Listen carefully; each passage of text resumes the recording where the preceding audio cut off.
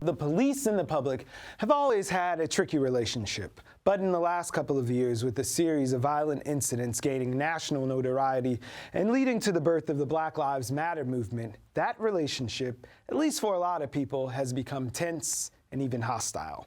So how to diffuse the tension? How about using theater games and improvisation? It's true. So that is what's behind To Protect, Serve, and Understand, a partnership between the Irondale Ensemble Project and the NYPD. Over the past couple of months, a group of officers and a group of civilians have spent quite a bit of time getting to know each other. And on February 5th and 6th, you can see their ensemble work on stage at the Irondale. And here with some of the members of the company is the executive director and co-founder of Irondale, Terry Greiss. Welcome back to BK Live. It's great to be back. Introduce us to your friends. This is Michael David Gordon, yes, and Patrena Murray, hello, who are long-standing members of the company and the ensemble, and two of the best teaching artists I've ever known. Well, come to the right place there, because you got one of the most difficult students you're going to have. But speaking of difficult students, how hard is it to bring civilians and police together and let them make something that they're going to share with the community with a bent towards healing? Well, you'd be surprised at how quickly they bonded. Mm-hmm. You know, one of the things we started with was this idea that every workshop would start with us all sitting down and having a meal together. Really? Yeah. Yes. So we have a home-cooked meal. Yeah. One of our company members cooks a meal for us, mm-hmm, and we all sit at a long table, and we eat together. And that breaking of bread also breaks down boundaries. You know, most boundaries happen because people are afraid of each other. Yeah. I'm afraid of what you think of me, how you look at me. What do you think when you look at me? You know. And that all goes away when you're having soup. So, Michael David, is it harder for the civilians, you think, or for the officers to sort of get over that thing that they have with each other, or perceptions? I think it's pretty equal. It's interesting. A large percentage of the conversation that happens at that table, mm-hmm, it's about the Mets, or about, you know, traffic signs, or just stuff. Yeah. You know, the TV show that they saw last night. It's very often it's not about, you know, police and civilians, but interestingly enough, those stories start to come in after conversation about Target and the Mets, and, you know, just stuff that people talk about. Yeah. And it's the breaking down of those barriers and it's all about food. You know, once you get people to sit down at a table and break bread together, it's a cliche, but it's a cliche for a reason. It's true.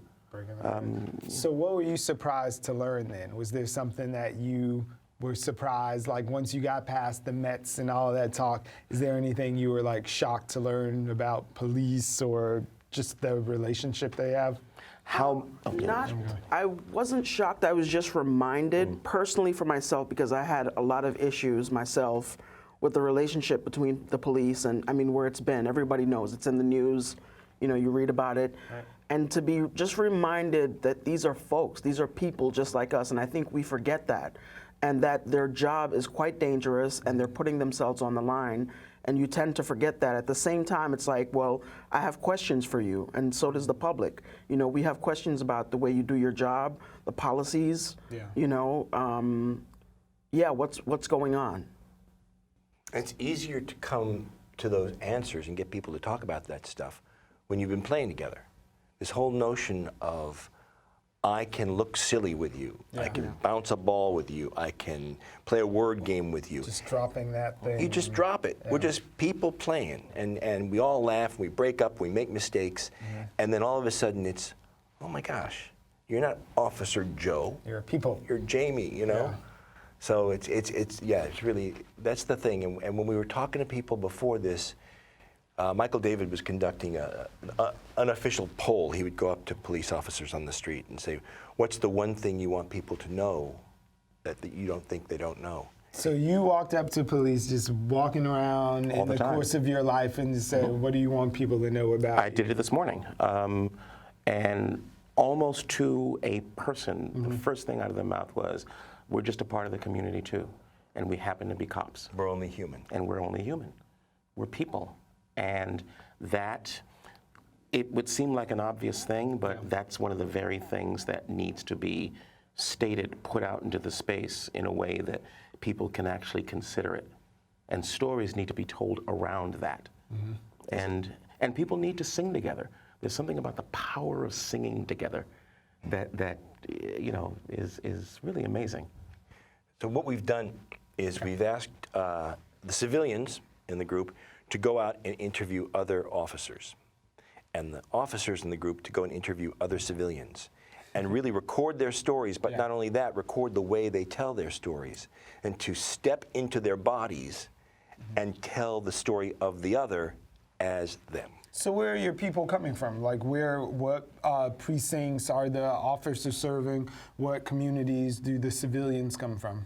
Mostly Brooklyn. You know, I would say I think we've got one civilian from Manhattan, maybe two. All the officers are from Brooklyn. Like North Brooklyn, South Brooklyn? Are they dispersed? I think they're pretty dispersed. All over. Yeah. I think it's. We've got Brownsville, we got Park Slope, you know, and every place in between. Yeah. Very cool. So you take them through some exercises. Yes, we do. They play games. They make fun of each other. They do, and it's really about two major things. It's about how do I really look at you when I'm seeing you, and how do I really listen to you when I'm hearing you. Because hearing and listening are not the same thing, looking and seeing are not the same thing. And at the end of all of this, you're going to synthesize it and make a production that includes both civilians and police who are not any of them necessarily actors. Correct. That's right. Before they walked into Irondale. That's right. And they're going to leave actors. There'll be something stage-worthy. Improvisationalists. Something stage-worthy. That's right. We hope. What else could it's an you experiment, aspire you know? to? Yeah. Who knows what's going to happen? But I think cool. I think it's going to be very cool. All right, so I think that we're going to do a little experimentation right now. We're going to do a little theater game. You stand where I am, and I'll switch. stand where you are. Okay, I'm not a host anymore. Yes. So Now we just switched. a person. this is just a simple little passing game. I'm going to take Okay. whatever I can find in my pocket. I'm All going right. to pass it to you. Oh, but I'm going to do it in a certain way. Oh, here we go. Sorry about that. Okay, here we go. So I'm going to say, this is a forceps. Okay. And you say, a what? A forceps. And I'll say, this is a forceps. And you say, a what? I'll say a forceps. And you say, a what? On the third time, you say, oh, a forceps. You Okay. take it and pass it down the line, same way. Gotcha. Okay, on that rhythm. So, this is a forceps. A what? A forceps. A what? A forceps. Oh, a forceps. This is a ball. forceps. A what? A ball. Forceps. A what? A ball. Oh, a ball. This is a ball. forceps. A what? A muffin. A what? A ball. Oh, a muffin. This is a muffin. A what? A muffin. A what? A muffin. Oh, a marker. This is a marker. A what? A marker. A what? A marker. Oh, a phone. This is a phone. A what? A phone. A what? A phone. Oh, a phone. This is a phone. And that's how it goes. Okay, success. Yeah. That was good. You tried to throw me. I did try to throw you. I didn't tell you we were going to. Who has a forceps? All right. Everybody has a forceps. I always carry my forceps. Never leave home without a forceps. Don't walk up to the police with a forceps. But Not a good idea. No, it's not. question for you. Yes. Okay, it's a silly game. Okay. Why do you think we do it? Well, listening, right? It's a listening thing. Listening and hearing and explaining and multitasking. That's it. even? Yes, indeed. Okay. Multi-stimulus, and also taking new pictures. Because here, I know what this is. I don't know what this is until you put it in my hand or until I take it. So I have to take the new picture immediately. Yeah. Awesome.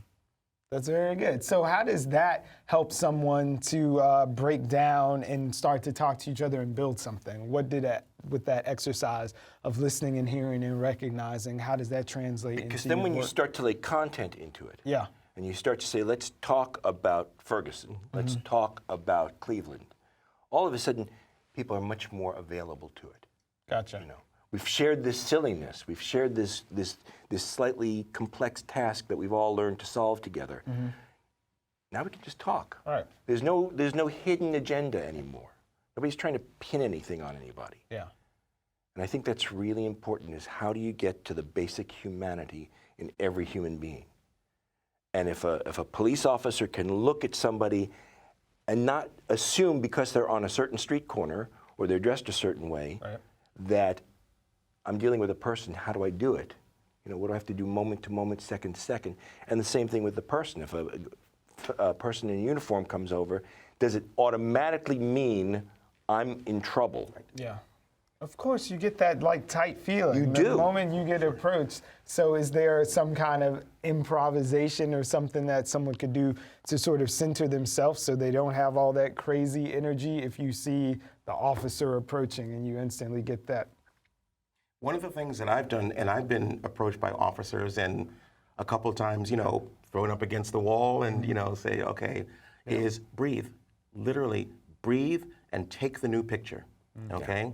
It's the assumptions, even if in the past what has happened is so, Right. that's a part of what takes you out of what's happening in the moment and puts you back into someplace else. Yeah, let's try something real quick, okay?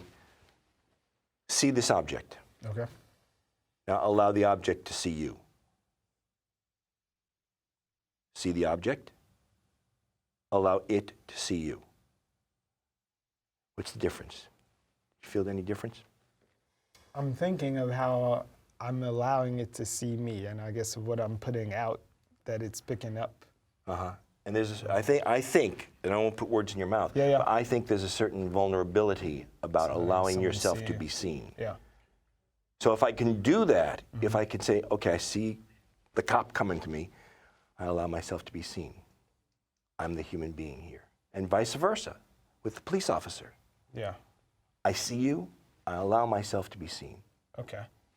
So we literally have 1 minute before we're done with this segment. So I'm going to ask you when the performances are and how folks can get involved and come down and check it out. 5th and 6th of February, and it's at 7 p.m. both nights. It's in Irondale, 85 South Oxford Street, between Fulton and Lafayette, and it's free. $3.99. We like the sound of that. And you guys are always doing great work down at the Irondale. How can folks get in touch and check out your website and all that stuff outside of this project? www.irondale.org. All right. Is there any 30-second exercises you can share with us? Do a little flowers. Okay. Flowers and we're out of here. 5, 6, 7. 1, 2, 3. I like the flowers. I like the daffodils. I like the flowers. I like the rolling hills. I like the flowers. When I like the low, daffodils. singing the I like booneyard, the booneyard, mountains. I like the rolling hills. booneyard, I like the fires. I think that's going to be my walking out music. If you want to see the Irondale's performance, check them out at their website. And it's next weekend, Friday and Saturday, and it's free.